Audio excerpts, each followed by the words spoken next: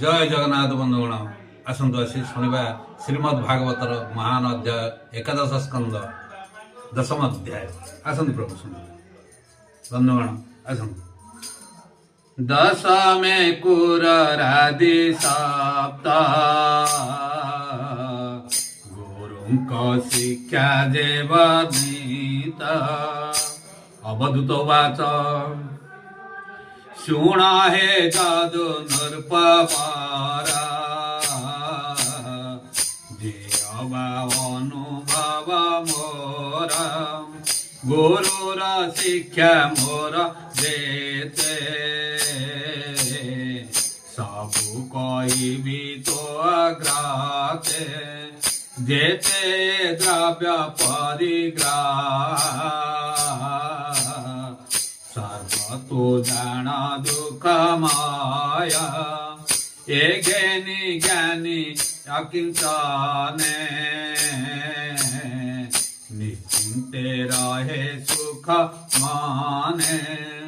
पकिंका मध्य बलियारा स्वभावे प्रचंड कुरारा नित्य मरई नाना पक्षी जीवन पोषे मांस पक्षी तारम हिमा जने शुणे बंदी करते घरे आनी से पुणी नित्य पक्षी मारे मांस बकई नहीं परे केवल समा मात्र सार न भक्षे उचित आहार एणु मु तार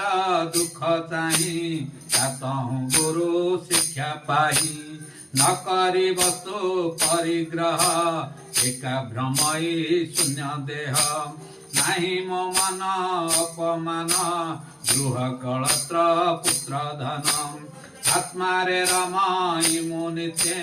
भ्रमई निश्चिन्ते जगते परमानंद रस पाई निरते संसार भ्रमई बालक तहु यह शिखी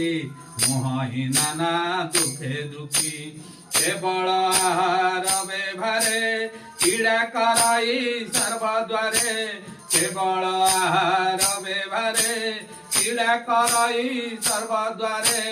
गोविंद गोविंद गोविंद मधु गलुते मकरंद गोविंद गोविंद गोविंद